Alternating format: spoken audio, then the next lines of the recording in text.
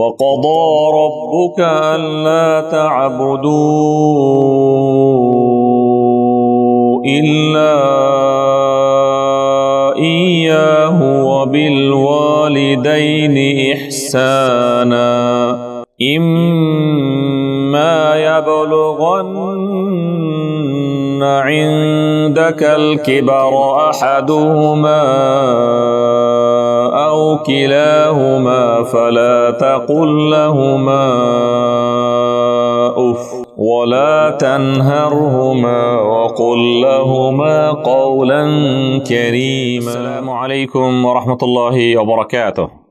الحمد لله حمد الشاكرين وأصلي وأسلم على النبي الأمين وبعد أعوذ بالله من الشيطان الرجيم. وقضى ربك ألا تعبدوا إلا إياه وبالوالدين إحسانا إما يبلغن عندك الكبر أحدهما أو كلاهما فلا تقل لهما أف ولا تنهرهما وقل لهما قولا كريما. সম্মানিত দিনী ভাই ও বন্ধুগণ, আজকে আমাদের রমজানের ২৭তম আসর। আর আজকের আসরে আমরা আলোচনা করব জাহান্নামে যাওয়ার বেশ কিছু কারণ নিয়ে।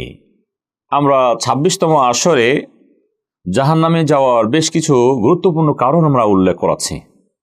আর প্রথম পর্বে তথা গত পর্বে আমরা যে বিষয়গুলো আলোচনা করেছিলাম সেগুলো হলো যেই কারণগুলিতে একজন মানুষ সে স্থায়ীভাবে জাহান্নামী হবে এবং জান্নাত তার জন্য হারাম হবে, সে সকল গুরুত্বপূর্ণ দিকগুলো আমরা ২৬তম আসরে আলোচনা করেছি।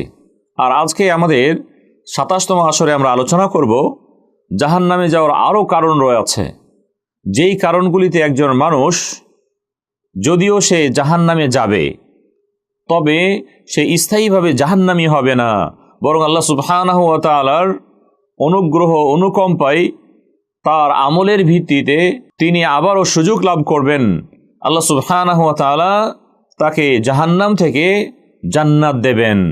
এই জন্য আমরা এভাবে বলবো, আহলুস সুন্নাহ ওয়াল জামায়াতের আকীদা হলো যত ধরনের কাবায়ের রয়েছে, কবিরা গুনাহ, যেই কবিরা গুনাহগুলির ফলে একজন মানুষ দিন থেকে বের হয়ে যায় না, এমন কেউ যদি কাবায়ের করে কবিরা গুনাহ করে মৃত্যুবরণ করেন আর এর ফলে তাকে যদি জাহান্নামে যেতে হয় তাহলে তার জাহান্নাম হবে অস্থায়ী জাহান্নাম, তথা আল্লাহ সুবহানাহু ওয়া তাআলা তাকে সাজা দিয়ে আবারও জান্নাত দেবেন। আর এই ক্ষেত্রে আমরা বলবো কিছু এমন গুনাহ রয়েছে, কাবায়ের রয়েছে, কবিরা গুনাহ, যেই গুনাহগুলি করলে ইসলাম থেকে বের হয়ে যায়। তার মাঝে আমরা তো উল্লেখ করেছি বড় শিরকে লিপ্ত হওয়া অথবা মুরতাদ হয়ে যাওয়া, কুফরি করা, এগুলো হলো বড় অন্যায়। সেই বড় গুনার মাঝে এগুলো হলো বড় গুনাহ, এর ফলে একজন মানুষ স্থায়ীভাবে জাহান্নামী হয়। তবে আরও কিছু তো বড় গুনাহ রয়েছে যেই গুনাহগুলি তাকে ইসলাম থেকে বের করে দেয় না। কেউ যদি সেই গুনাহগুলি করে মারা যান এর ফলে তিনি স্থায়ীভাবে জাহান্নামী হবেন না। এটি হচ্ছে আহলুস সুন্নাহ ওয়াল জামাতের আকীদা। যদিও ভ্রান্ত কিছু দল রয়েছে যারা কাবায়েরের ফলে জাহান্নামকে আবশ্যক করে, যে কেউ যদি কবিরা গুনাহ করে তাহলে স্থায়ীভাবে সে জাহান্নামী হবে, তবে এটি আহলুস সুন্নাহ ওয়াল জামাতের আকীদা নয়। যেই বড় গুনাহগুলি ইসলাম থেকে বের করে দেয় এর ফলে সে স্থায়ীভাবে জাহান্নামী হবে, তবে এমন গুনাহ যেই গুনাহগুলি কাবায়ের, যার জন্য নবী সাল্লাল্লাহু আলাইহি ওয়াসাল্লাম লানত দিয়েছেন অথবা শাস্তি সম্পর্কে স্পষ্ট বর্ণনা করেছেন, তাকে তিরস্কার করেছেন, এই গুনাহগুলিকেও কাবিরা গুনাহ বলা হয়। কেউ যদি এই গুনাহগুলি করে মারা যান, যেহেতু ইসলাম থেকে বের করে দেয়নি, অতএব আমরা বলবো আল্লাহ সুবহানাহু ওয়া তাআলা তিনি চাইলে তার এই বান্দাকে অনুগ্রহ অনুকম্পা করে ক্ষমা করে দেবেন, অথবা তাকে তিনি সাজা দেবেন। তার প্রায়শ্চিত্ত, তার সাজা খাটার পরে আল্লাহ সুবহানাহু ওয়া তাআলা তাকে পুনরায় জান্নাত দেবেন। সুপ্রিয় সাথী বন্ধুগণ, তাহলে আমরা আজকে বেশ কিছু কারণ উল্লেখ করব যেই কারণগুলিতে একজন মানুষ অস্থায়ীভাবে জাহান্নামী হয়, যেগুলোকে নবী সাল্লাল্লাহু আলাইহি ওয়াসাল্লাম কাবায়ের বলেছেন, কবিরা গুনাহ, তার সাজা উল্লেখ করা হয়েছে, অথবা কখনো তাকে লানত দেওয়া হয়েছে। আসুন তাহলে আমরা সম্মানিত শেখ মোহাম্মদ বিন সালেহ আল উসাইমিন রহমতুল্লাহ আলাইহি কর্তৃক মাজালিস ও শাহরে রমাদান থেকে বেশ কিছু গুরুত্বপূর্ণ আমরা কারণ জেনে নেব। সম্মানিত শেখ এখানে উল্লেখযোগ্য 12টি কারণ উল্লেখ করেছেন।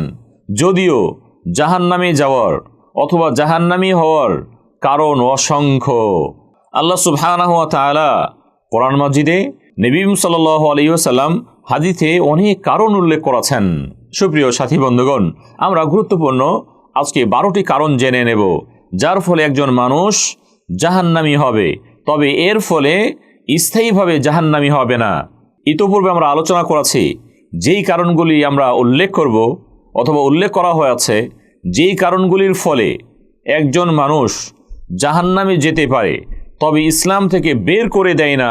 এই গুনাহগুলি কোনো ব্যক্তি যদি করে মারা যান তাহলে এর বিধান হিসাবে আমরা এভাবে বলবো, এই গুনাহগুলি যেহেতু কাবায়ের, আল্লাহ সুবহানাহু ওয়া তাআলা চাইলে অনুগ্রহ করে তার অবস্থা বুঝে আল্লাহ সুবহানাহু ওয়া তাআলা তাকে ক্ষমা করে জান্নাত দিতে পারেন, অথবা তাকে তার প্রায়শ্চিত্ত দেওয়ার পরে, তার সাজা দেওয়ার পরে আল্লাহ সুবহানাহু ওয়া তাআলা তাকে জান্নাত দিতে পারেন। এ ক্ষমা করে দেওয়া অথবা সাজা দেওয়া এটি সম্পূর্ণভাবে আল্লাহর হাতে। আমরা এজন্য কোনো নির্দিষ্ট ব্যক্তিকে নির্দিষ্ট অন্যায়ের ফলে স্থায়ীভাবে অথবা অস্থায়ীভাবে জাহান্নামের ঘোষণা দিতে পারি না। তবে আমরা এ কথা বলতে পারি যে এটি জাহান্নামে যাওয়ার একটি কারণ। দুঃখজনক হলেও সত্য, বর্তমান সময়ে এমনও আলোচক রয়েছেন যে আলোচকগুলো আলোচনা করার ক্ষেত্রে যে পাপগুলি বড় পাপ, তবে ইসলাম থেকে বের করে দেয় না। সেই পাপগুলির কথা যেহেতু আল্লাহ সুবহানাহু ওয়া তাআলা কোরআনে অথবা নবী সাল্লাল্লাহু আলাইহি ওয়াসাল্লাম হাদিসে আলোচনা করেছেন এবং তাদের জাহান্নামের বিষয়ে কথা বলেছেন, বিধায় তারা তাদেরকে স্থায়ীভাবে জাহান্নামের ঘোষণা দেন। যদিও এই ক্ষেত্রগুলোতে কিছু বুঝের বিষয় রয়েছে, কিছু আলোচনা পর্যালোচনার বিষয় রয়েছে। এই জন্য হুকুম দেওয়ার ক্ষেত্রে, বিধান দেওয়ার ক্ষেত্রে এই বিষয়টি আমাদেরকে সতর্ক থাকতে হবে। শুধুমাত্র আমরা এতটুকু বলবো, যারা আহলুল কাবায়ের তথা বড় গুনাহ করে মারা গেছে, যেই গুনাহগুলি তাকে ইসলাম থেকে বের করে দেয়, সে অনন্তকালের জন্য জাহান্নামী হবে। আর যেই পাপগুলি ইসলাম থেকে বের করে দেয় না, কেউ যদি এ ধরনের গুনাহ করে মারা যান, তার ক্ষেত্রে স্থায়ীভাবে জাহান্নামের হুকুম লাগানো, বিধান লাগানো এটি আদৌ উচিত হবে না। সুপ্রিয় সাথী বন্ধুগণ, আসুন তাহলে আমরা গুরুত্বপূর্ণ 12টি কারণ জেনে নিই। যদিও আমরা উল্লেখ করেছি এ ধরনের কারণ তো রয়েছে অনেক। সম্মানিত শেখ তিনি প্রথমে আলোচনা করেছেন যে পিতামাতার অবাধ্য হওয়া এটি একটি কারণ, যার ফলে একজন বান্দা কখনো জাহান্নামে যেতে পারেন। এটি জাহান্নামে যাওয়ার একটি কারণ। আল্লাহ সুবহানাহু ওয়া তাআলা সূরা বানী ইসরাঈলের 23 এবং 24 নম্বর আয়াতে ইরশাদ করেছেন, ওয়া ক্বাদা রাব্বুকা আল্লা তা'বুদু ইল্লা ইয়্যাহু ওয়া বিল ওয়ালিদাইনি ইহসানা।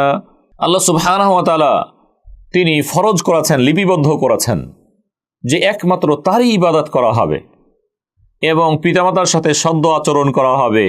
আল্লাহ সুবহানাহু ওয়া তাআলা তার ইবাদতের সাথে সাথে পিতামাতার সাথে সদ্য ব্যবহারকে তিনি উল্লেখ করেছেন, ওয়াবিল ওয়ালিদাইনি ইহসানা, এবং পিতামাতার সাথে সদ্য ব্যবহার করা।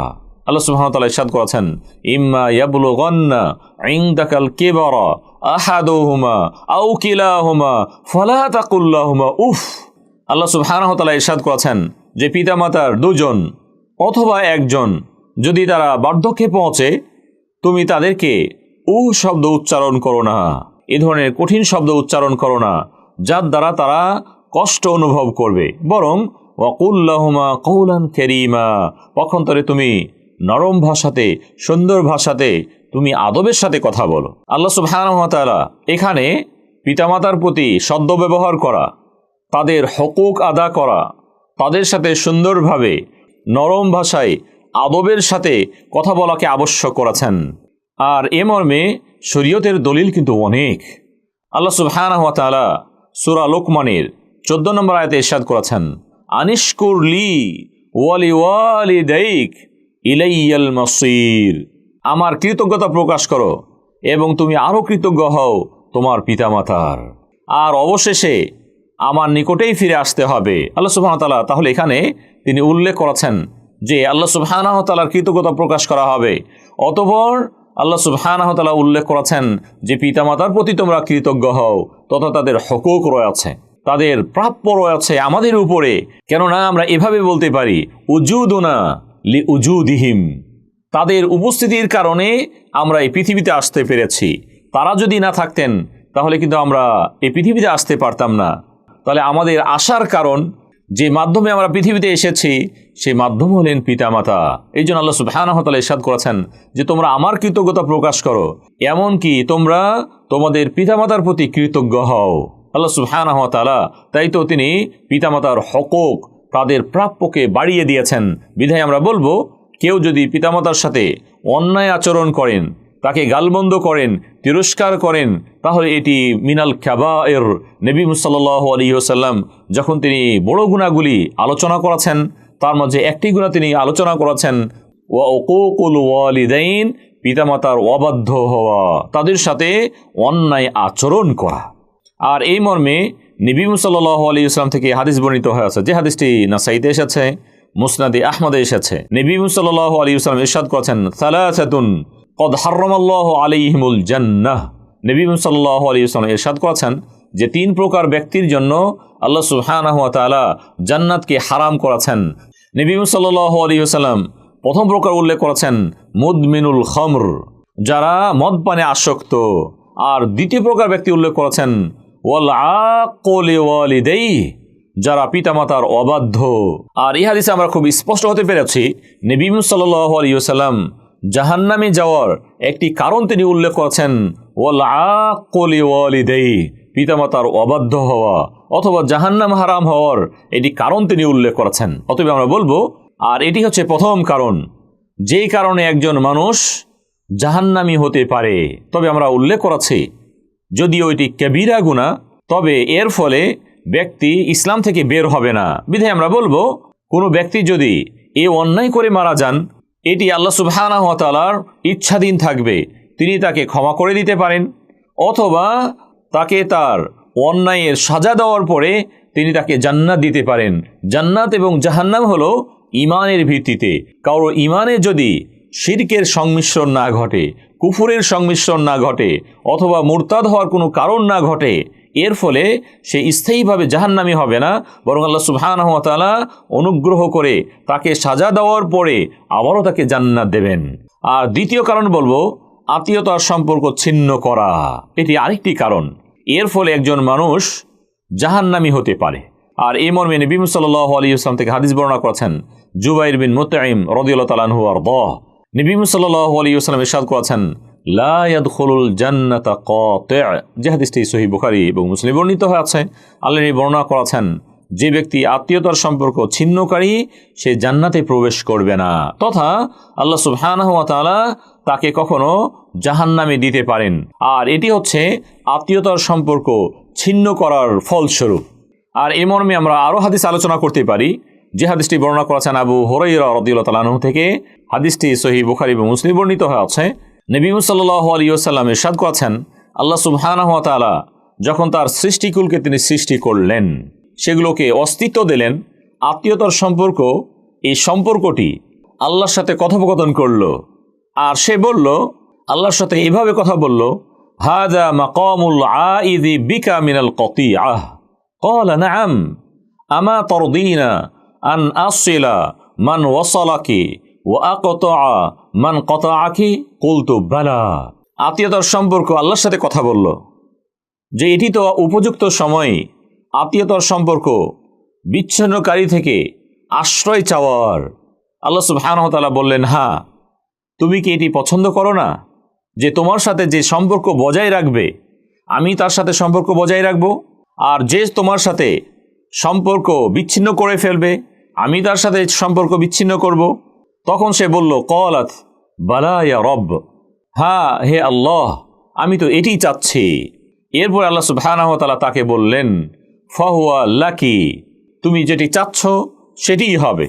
এরপরে নবী সাল্লাল্লাহু আলাইহি ওয়াসাল্লাম বললেন যে, ইন শি'তুম ফাকরাউ ফাহাল আসাইতুম ইন তাওয়াল্লাইতুম আন তুফসিদু ফিল আরদ ওয়া তুকাত্তিউ আরহামাকুম। নবী সাল্লাল্লাহু আলাইহি সাল্লাম বললেন, তোমরা যদি ইচ্ছে পোষণ করো তাহলে আয়াত পড়ো। আল্লাহ সুবহানাহু ওয়া তাআলা বলেছেন, তোমাদেরকে পৃথিবীতে ক্ষমতা দেওয়া হলে, নেতৃত্ব দেওয়া হলে তোমরা পৃথিবীতে ফিতনা ফাসাদ সৃষ্টি করবে আর তোমাদের আত্মীয়তার সম্পর্ক তোমরা ছিন্ন করবে।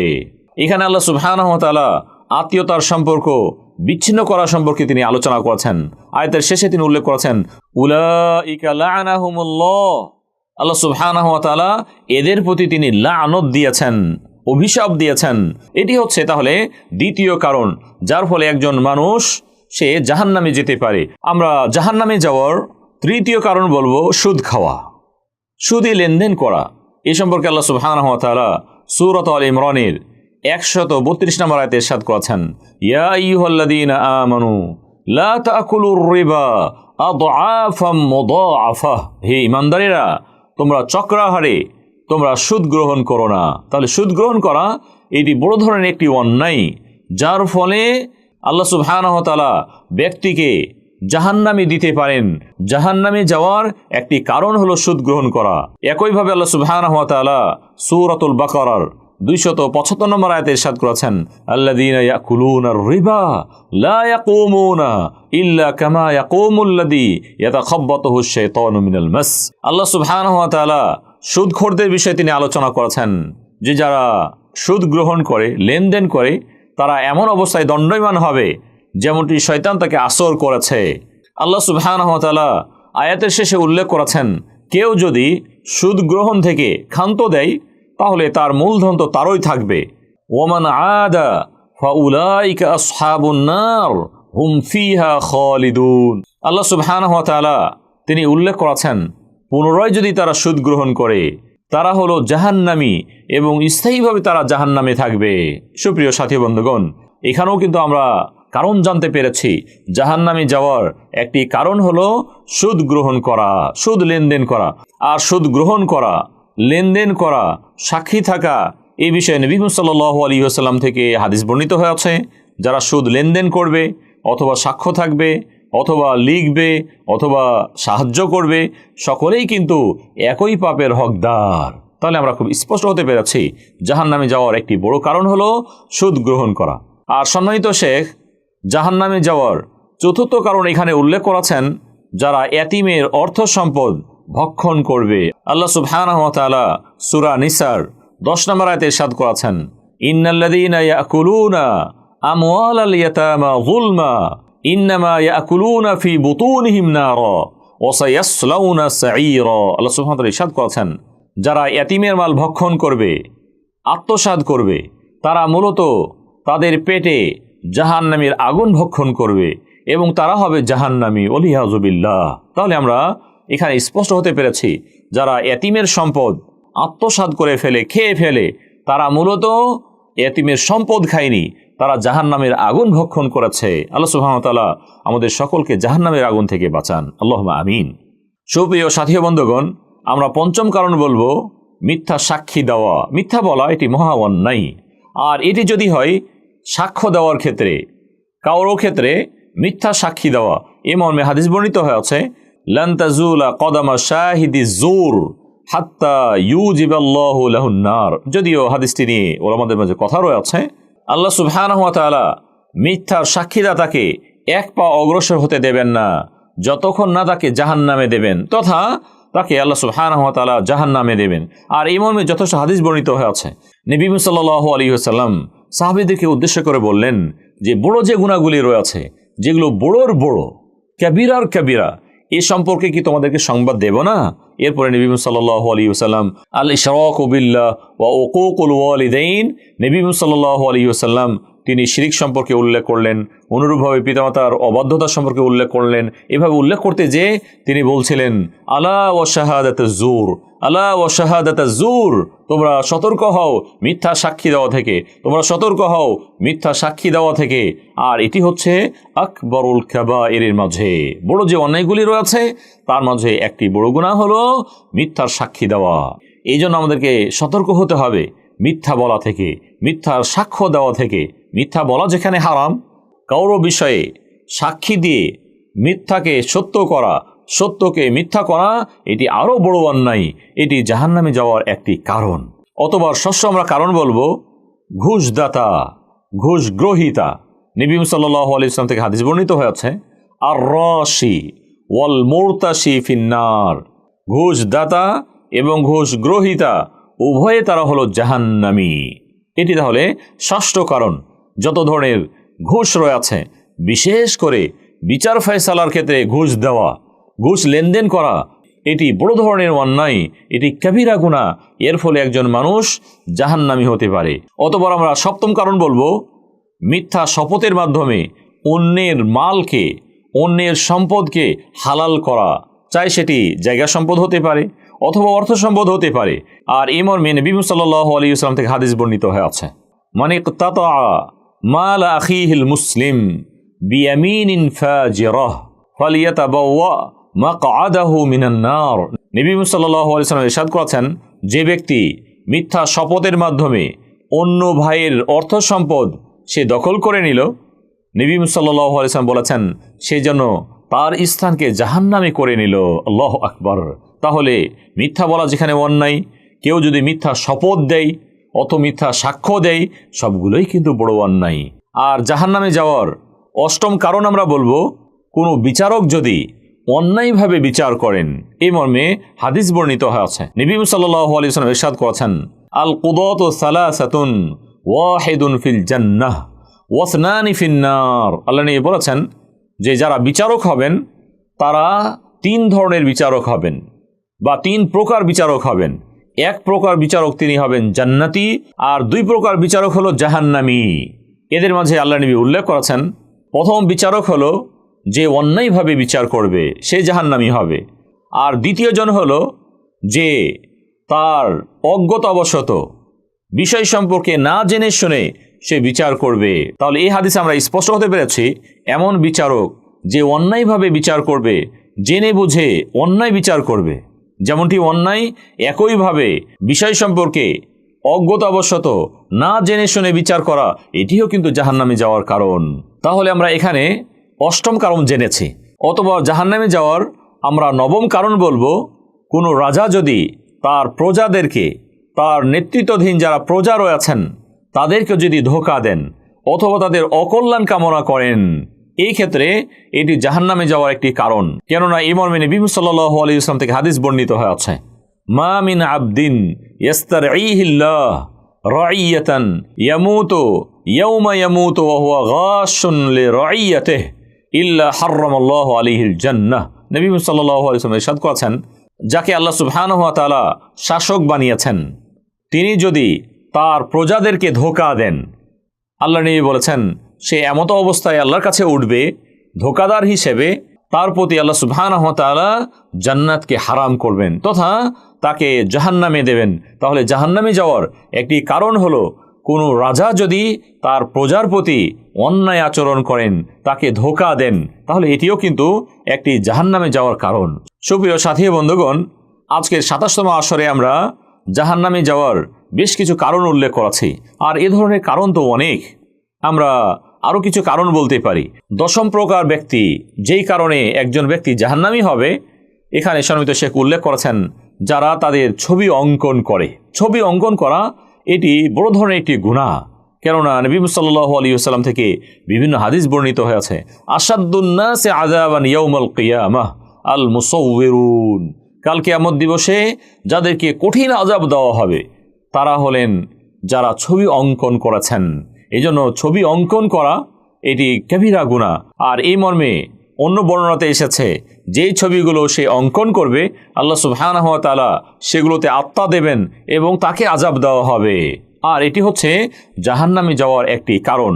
অতঃপর আমরা জাহান্নামে যাওয়ার 11তম কারণ বলবো, যারা কঠোরতা প্রদর্শন করে, কঠোর এবং অহংকারী এবং কৃপণ। তাহলে অনেকগুলো গুণ এখানে। এক তো কঠোরতা প্রদর্শন করে, কৃপণতা রয়েছে, একইভাবে সে অহংকার করে।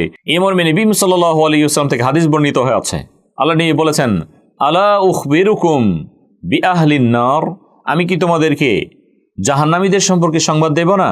এরপরে নবী সাল্লাল্লাহু আলাইহি ওয়াসাল্লাম বলেছেন, কুল্লু উতুল্লিন জাওয়াযিন মুতাকাব্বির। নবী সাল্লাল্লাহু আলাইহি ওয়াসাল্লাম বলেছেন, প্রত্যেক কঠোরতা প্রদর্শনকারী যে মানুষের সাথে কঠিন আচরণ করে, অনুরূপভাবে যে অধিক কৃপণ সম্পদ জমিয়ে রেখেছে, অধিক কৃপণ। তৃতীয় গুণ উল্লেখ করেছেন মুতাকাব্বির, অহংকারী, তারা হলো জাহান্নামের অধিবাসী। অতএব আমাদেরকে এই বিষয়গুলি বিশেষভাবে খেয়াল করতে হবে। এক তো কঠোরতা প্রদর্শন করা, এটি যেমনটি অন্যায়, অনুরূপভাবে কৃপণ হওয়া, সম্পদ রয়েছে কিন্তু খরচ করতে চাচ্ছি না, ব্যয় করতে চাচ্ছি না, অভাবীর যে হক আমার কাছে রয়েছে সে হক আমি আদা করতে চাই না, আমার আত্মীয়ের যে হক রয়েছে সে হক আমি আদা করতে চাই না, এই ক্ষেত্রে এটি জাহান্নামে যাওয়ার একটি কারণ। সুপ্রিয় সাথী ও বন্ধুগণ, আজকের আসরে আমরা অনেকগুলো কারণ উল্লেখ করেছি যেই কারণগুলিতে একজন মানুষ জাহান্নামী হতে পারে। আমরা আজকের আলোচনা শেষ করব 12তম কারণ বলে। এখানে সম্মানিত শেখ 12তম কারণ উল্লেখ করেছেন, এমন নারী এবং পুরুষ যারা রৌপ্যের পাত্রে পান করে। আর এই মর্মে হাদিস বর্ণিত হয়েছে উম্মে সালামা রাদিয়াল্লাহু তাআলা আনহা থেকে।